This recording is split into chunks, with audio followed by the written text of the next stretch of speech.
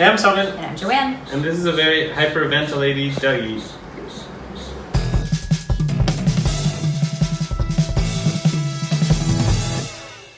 So Jimmy put together some fan questions that came to her. She has a very active account on Instagram, SnailJamSGE, for those of you who don't follow her. Probably all of you do at this point because of how much awesome stuff she posts. Mm-hmm. And so she's been recruiting questions all week, which she sent to you. If we were both in the SGE universe, what track would we be on? I think leader, if only because I'm too good a student. That was my thing. I was always like a really good student. How about you?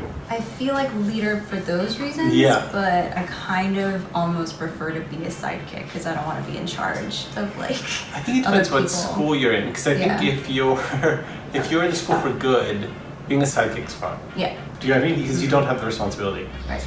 If you're in the school for evil, I think being a henchman is the worst. It's awful. Roughly what time period is the series set in? I have no idea. I mean, I think roughly maybe the 1800s, but to me it's in this sort of like universe of our head where all fairy tales take place. So it's just like whenever fairy tales happen, like you watch Beauty and the Beast, you watch The Little Mermaid, you watch all these things, there's no specific time period. It just happens in a sort of timeless world. If you could bring one character back to life, who would it be and why? I'm not gonna say in case it happens.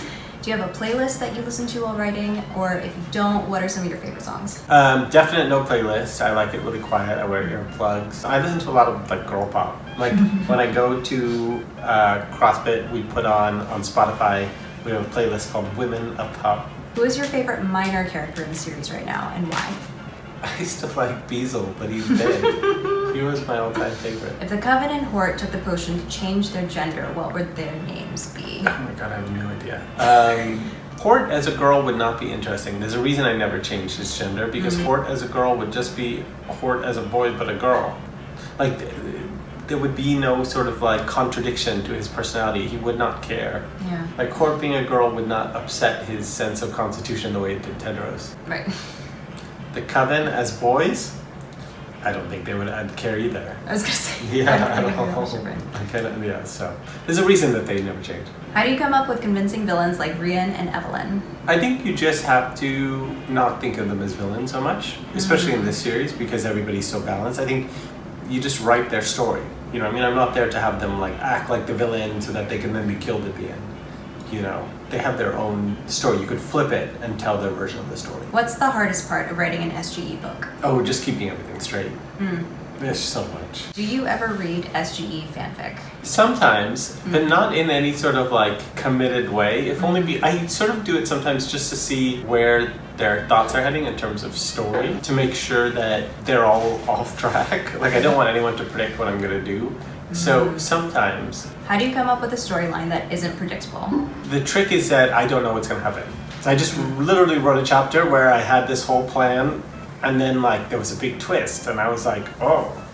So I get surprised. So I think the only way to really be unpredictable is to not know what's gonna happen. What were some big plot twists that didn't make it into the published books? So like books 1 through 4.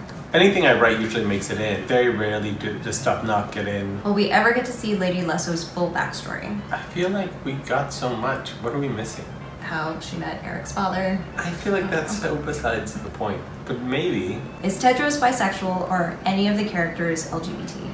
There is no sexuality labels in this world, so it's just not a thing. There's very clear like same-sex attraction / relationships happening by book 4, but I don't think any of them would classify themselves a certain way. I just think everybody sort of does what they like. If Tedros suddenly decides to dump Agatha for a boy, I think he would do it. Would I think he have some problems? Yes. Do I think he's attracted to boys? No. Do I think sometimes he like acts like a boy who might be attracted to boys?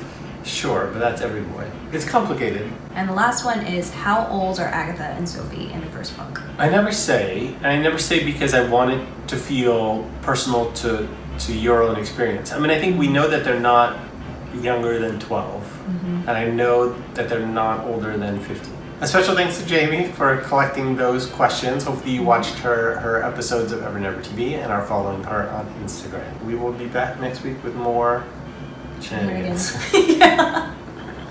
Bye. Bye.